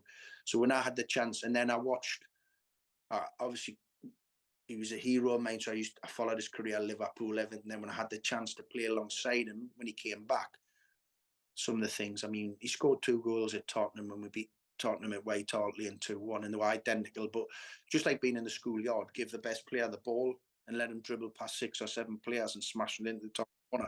And he'd done it twice in the same game, exactly the same. He once scored a goal, I think, against Norwich when he was looking to cross, and he scored a goal reminiscent of this for England at Wembley. The keeper came out trying to take the cross early. Peter seen a gap at the near post and just smashed it in with outside of his foot. And remember, he'd done exactly the same, as I said, playing for England at Wembley. His football brain was amazing. It's just mental, like the names that you've worked with and stuff like that. It's just phenomenal, isn't it? Like, obviously, like to yourself and stuff like that, but it's just mental. It is. It is. You look back and you think, wow, and you think about the players, and I think I say it was easy. It was easy because I obviously, as I said, I got to know my teammates and what their strengths and their weaknesses were. So, and when I talk about the examples I can use, so when we played with Gillespie and we played with Ginola as wingers, I didn't want to I never played the ball over the top of the fullback because David never wanted the ball like that. He wanted to feel the defender so he could twist and turn him and use that skill he had and the power he had, being 6 foot plus. As Keith didn't want to get involved in that. Keith wanted to have a race with a fullback where he just had to worry about the ball in front of him and either getting on the end of it so he could cut across the defender and score himself, or put a crossover, which he had great ability at crossing the ball. So they're good examples. And then you play the ball in. The different strikers, Coley's on the shoulder of the last centre back all the time, the last defender, so he wants the ball slide rule through down the middle, splitting up the 2 centre backs where he had ridiculous pace as well. He's gonna, he's gonna win that race. So yeah, it was great times with great players. Yeah, obviously, your time at Newcastle, you played with some amazing players, and obviously some absolute characters as well in the dressing room. What would be probably one of the more humorous types of occasions, obviously with the banter with that type of squad? You know, we've heard many stories come out over the years, especially with Tino as such. Um, what would sort of be one memory that would stick out to you that the banter was high and it was great times and brought a lot of humor to the squad? Well, the foreign boys bought into our team spirit right away. Mark Cottager, Philippe Albert, David Ginola, Faustino, Aspria. They bought into the togetherness we had. In fact, Tino always seemed to be the one at the butt of the jokes whenever we'd done things. And we do lots of things at the training ground where we would cut the front of his socks off. So when he come in from training, he'd come out shower to put his clothes back on, and his sock would end up at the top of his leg. We'd cut the arms off his shirt, so he'd go to put his. It was completely armless and stuff like that. There's other things that we'd done that we couldn't repeat on. But he was. It was non-stop. The banter was brilliant. We had a great togetherness. We had a great laugh. We socialised together amongst ourselves in a group and then we socialised with our wives and girlfriends. We had a great spirit. We could fall out with each other as well, though. That was the thing. We on the training pitch, we wanted to win in everything we'd done. So training was of high tempo, high intensity. And then during the game, we could fall out with each other, but then be pals at the end because we just wanted to win. There was nothing personal. It was just about getting the best out of each other to try and win the game. And there was lots of times we fell out with each other. Not fell out, we just had a pop at each other on the pitch to get the results. And then afterwards, we were sitting and laughing in the dressing room having a joke about it. So, it was great times. Yeah, so yeah, obviously, those characters in the dressing room, as you said, Tino being an absolute character. Obviously, the rest of the lads. I mean, we interviewed as well. Warren Barton. We've actually interviewed Warren as well. And he had obviously every player from that sort of era of the club has nothing but stories when it comes to Tino. I mean, all we hear is Tino character. He's an absolute character, and obviously he had some great memories for the club, and I'm sure you've got some great memories, and I'm sure there's many memories that are especially with him as a character is that many of you can't share for very various reasons. Um, but obviously, you had good times at Newcastle. Um, you created a special bond with the supporters of the club. A lot of the supporters of the club still have a great bond with you and have a high level of respect for you, especially if your dealings with the club. Um, I guess what I'm trying to say is obviously going forward, obviously you're obviously going to maintain as a Newcastle supporter. Um, and keep moving forward. We've got obviously from the position that we're in as a club, we've got nothing but good times ahead. We got the final here. We got Champions League on the table. If we fall out and slip into Europa League position, um, what do you think the club's next steps should be towards the next windows, and pushing through the next season? Obviously, Eddie's going to be at the forefront of that. I did see something come out in the tabloids not long ago saying that if we get Champions League, they should look to replace Eddie, but I thought that was absolutely bizarre. Um, yeah, that was absolutely bizarre. But obviously Eddie would be at the forefront of that. What do you think in this? If you look at the squad right now, say we do make Champions League or we do just fall short, what do you think the squad would need in terms of positions to really kick on following this season? Well, it's just like I said, what happened in the January window. You're looking for them The right types elite of players. players. You're looking at the real elite, top end players, to take you from either being able to compete in the Champions League, or if you get into it, can you handle being in it? You know, it's all right getting there, but once you're competing against the creme de la creme, you've got to be able to handle it. You don't want to get into that level of football and you come unstuck, and you get a little bit embarrassed because when you're talking about these teams, the majority of them in the Champions League, you're talking about world class players all over the pitch. So Eddie have that possibility. Can he think he can get more out of the group, which the past has shown he can. He can improve. He's improving players all the time. But no doubt they'll need help as well, and you need, just like you went for in the Premier League when trying to stay in it. If you get to the Champions League, you've got to then get a group of players or certain nucleus of players who have Champions League experience. Then you're dealing in a different market completely in terms of, because when you're dealing with the real elite players, this might sound strange, but the money's not the object for them because they can get the same amount of money at each club, if you know what I mean. Yeah. What they're at, what's the best chance for me to end my career with the biggest load of trophies that I can have? How motivates the elite top players now? It's not about can I get another 20 grand a week out of such and such or that, because majority of the clubs that are competing at that level can play the players this probably the same amount of money. Here about might be a different, but for example, an Mbappe isn't going to choose the sixth best club in the Champions League because he's going to get more money. He wants to be winning the Champions League. He wants 5, he wants 10 Champions League. Do you know what I mean? These lads are they're so used to it that's all that matters, because they know the finances follow that. In terms of personal endorsements, in terms of the salaries you command at the clubs. So I think that's the next step for being Newcastle. Even if they don't get there this season in the Champions League, they'll be looking for the players to take them that next step, because they know that it's,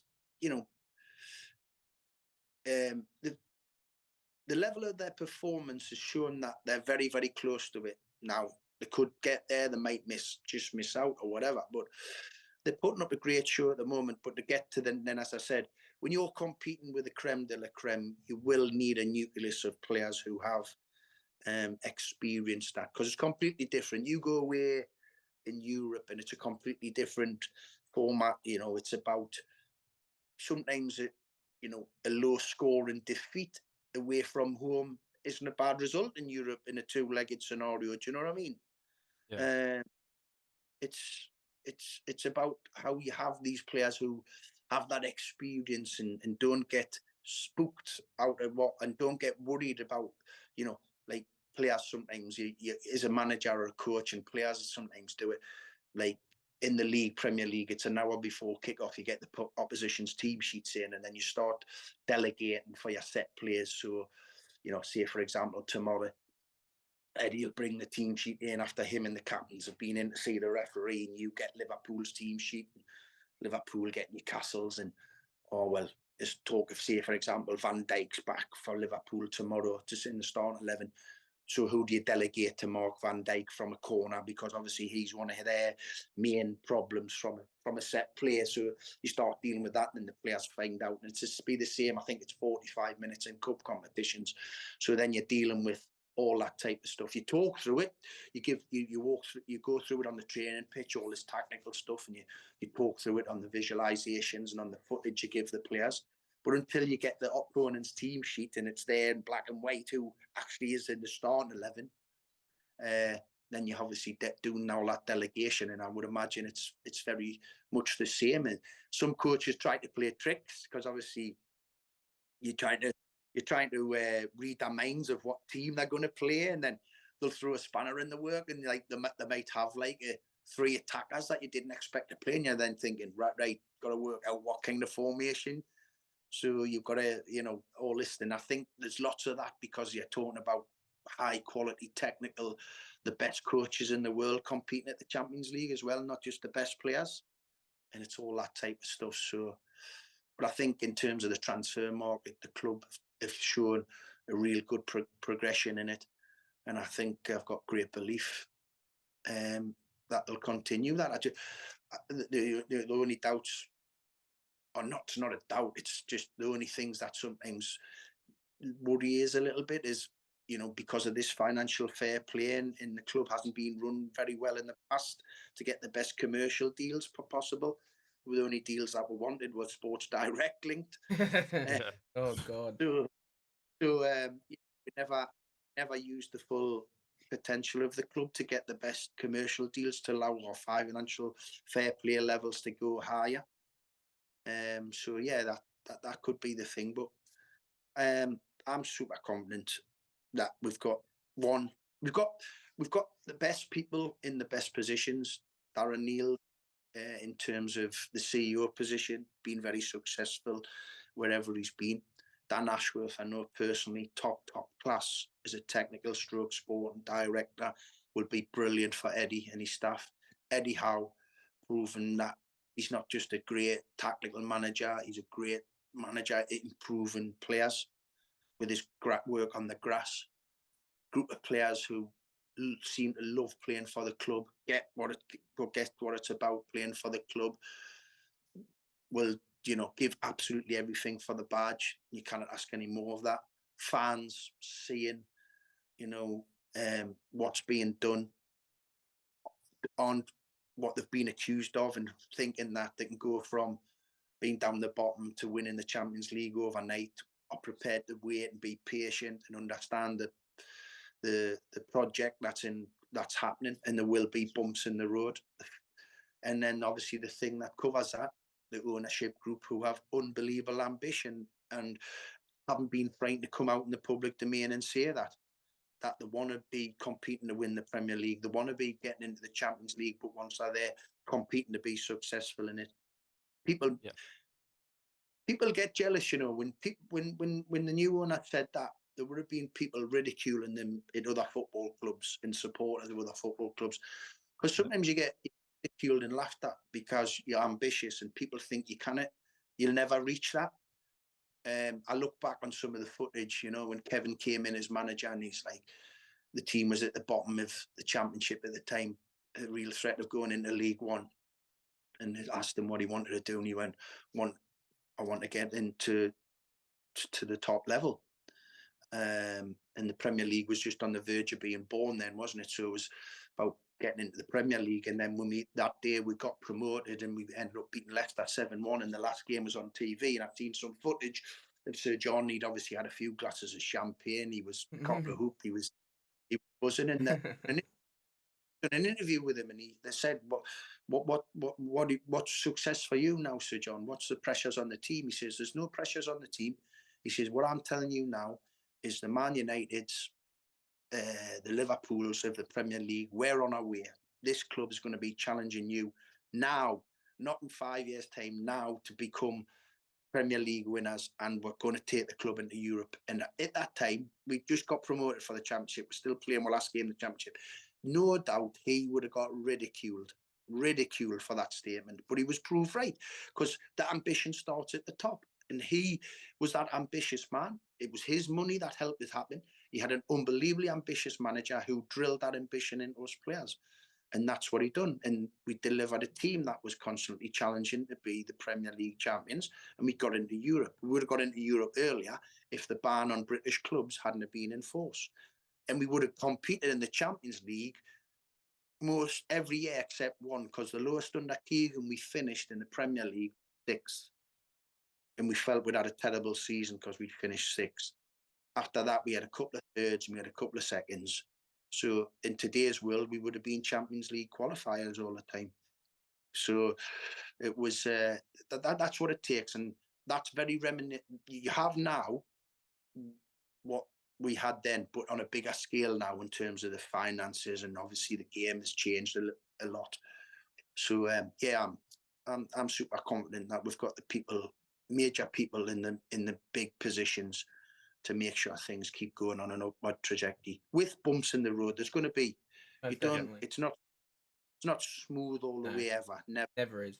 But I've got the thing that keeps me cool about that is the relationship between the owners, the management, the players, and the fans understand that, and there's not going to be any kind of issues when those little bumps in the road arrive, and we've got to just be cool and stay calm while that happens. Yeah, definitely. And you talk about, obviously, visualization, and you have to have belief that you can achieve things. Otherwise, obviously, you're not going to. And obviously, the owner's being ridiculed. And one person who was ridiculed, I think unfairly a lot when he took the position, was Eddie Howe.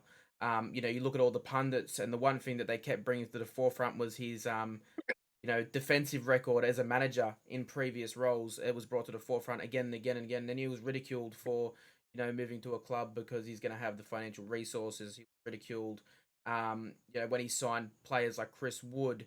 And it's just absolutely amazing to see him, basically close the mouths of all those pundits, and pundits, quite large pundits as well, basically shut them all up, because he's done an absolute tremendous job with what he's had.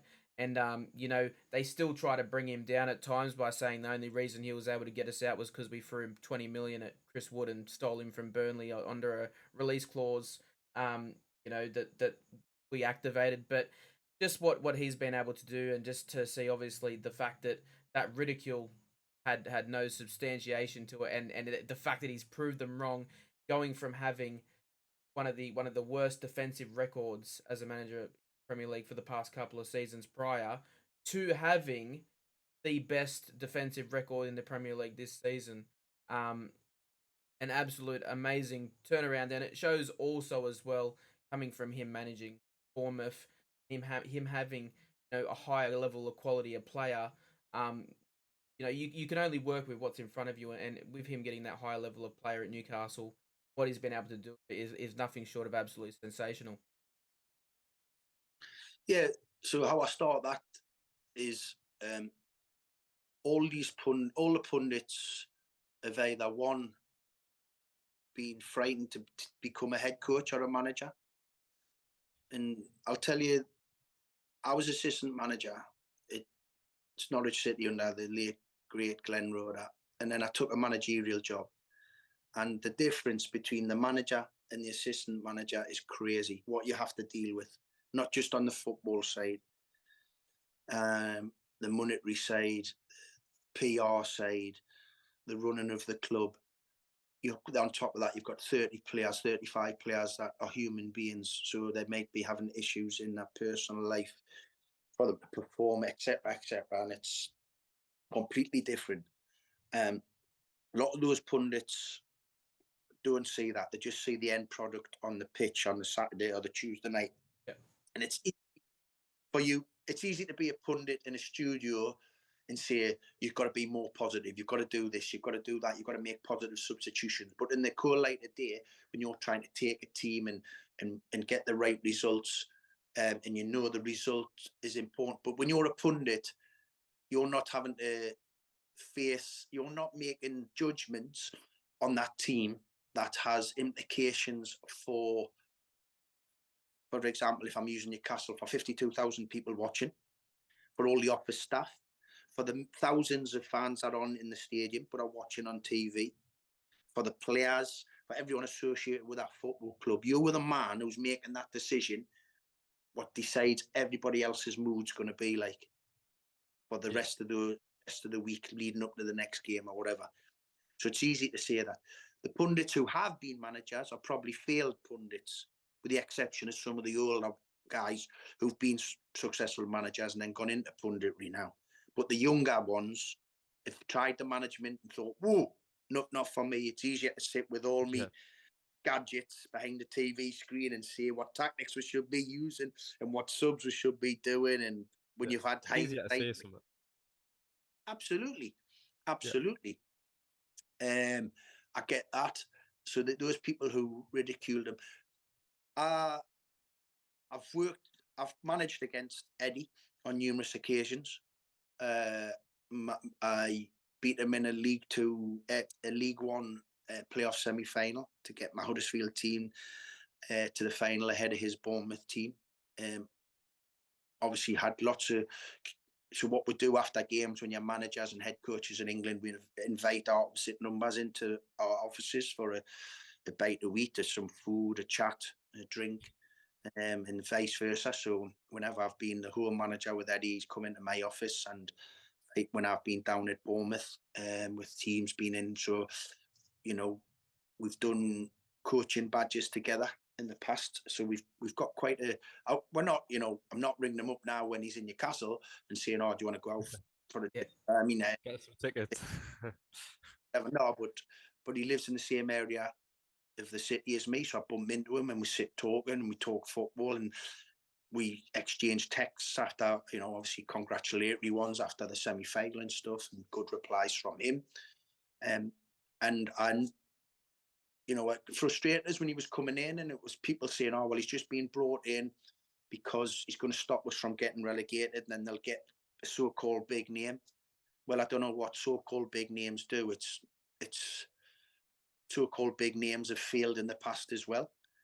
There's managers who haven't been players, haven't got that playing background, who've ended up being top managers. So there's various different reasons. Say, you've seen the reaction in terms of when you say about one of the worst defensive records in the Premier League, you've got to put that into context in terms of what he was dealing with. He was dealing with the smallest club in the Premier League. Definitely. In terms of the size of the stadium, the income they can generate, the type of players they can bring in. For him to get that club from the now second division when he took over with massive financial difficulties to the Premier League is astonishing achievement. And that was the second time that he took over as well, because obviously he went to Burnley and then went back to Bournemouth. And then when you're this by far the smallest fish in a massive pond. Yeah.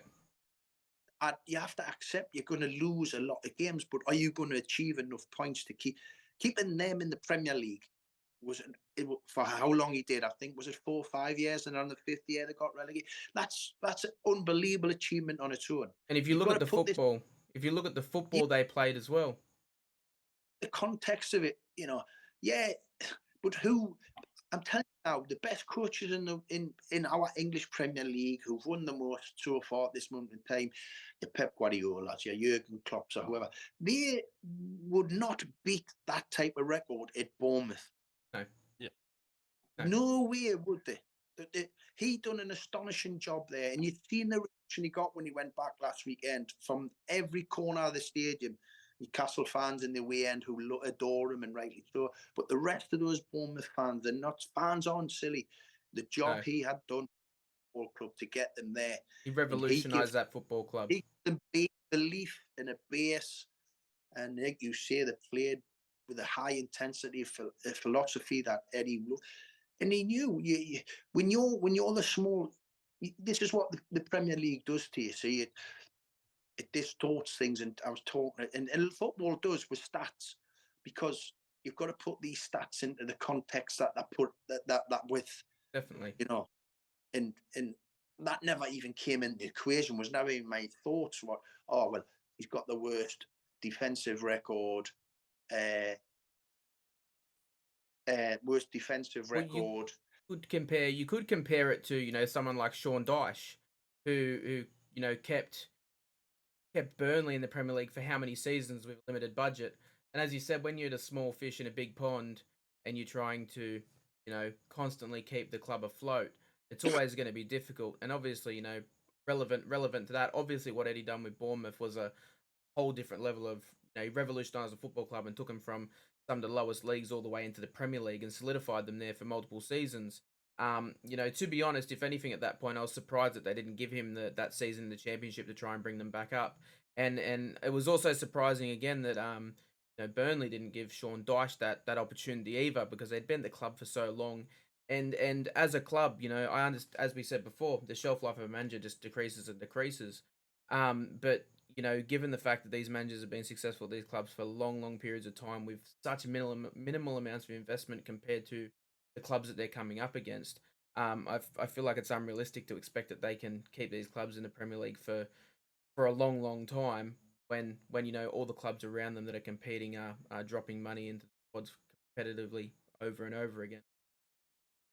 Yeah, but these managers as well, they've spent so long at them clubs, they need to refresh as well, don't they? Very So true. probably those guys to just take a bit of time out, because it is 24/7, and it takes over your life. So a bit time for them to refresh and get some personal development for themselves. Go and visit some other clubs, get some new ideas, keep refreshing yourself, because the game's constantly changing. So you're just trying to be the best you can be. So those lads that spent long times at those clubs, done brilliant jobs with both, under limited budgets, etc., and proved that they're more than capable of being top Premier League managers. And Eddie's got it with a bigger club. Sean's now got a chance with a bigger club, albeit in lots of turmoil with things that are going on behind the scenes out of his control. But if anyone's going to keep Everton in the Premier League, he's as good as anybody. So you hope that they're successful, and he can go on to be given the tools that sometimes British managers don't get, like other people. So because Eddie's shown that there's more than capable British guys out there, if given the right opportunities, can flourish and become successful. So yeah, we'll see what happens. But no, we've got a top manager, and without a doubt, we should be happy that we've got him. There's no need for us to look elsewhere. He's taken on challenges, and he's given us a team to be proud of. And he could be on the verge of getting himself a statue outside of St James's, because if he wins that Carabao Cup final next week, I'll be the first one to be petitioning for it. That's awesome. Yeah, and obviously, there is a very limited amount of English managers in the English top flight. Obviously, majority of them being foreign. And with Eddie, I remember seeing a statistic, and obviously we're talking about statistics, and there's always got to be context to that.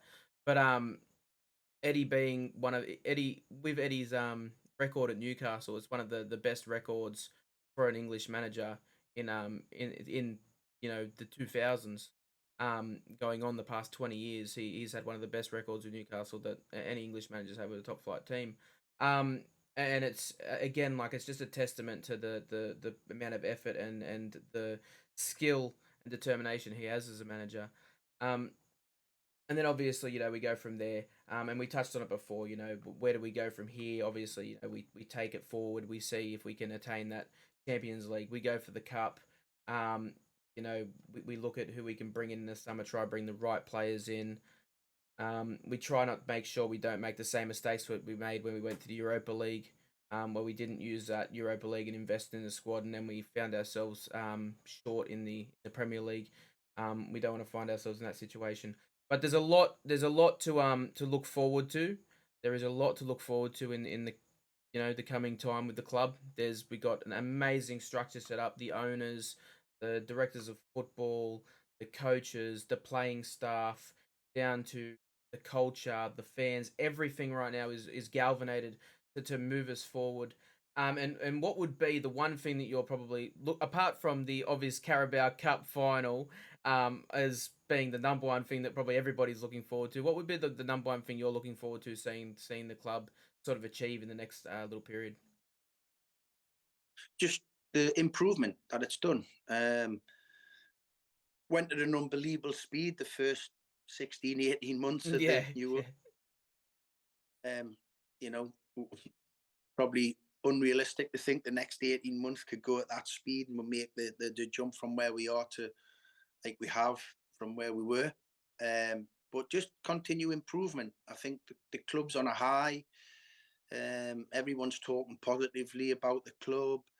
Everyone's aligned with each other. The communication levels from the ownership all the way down to the youngest fan is there, and we've got a club that's together, and we just need to continue that.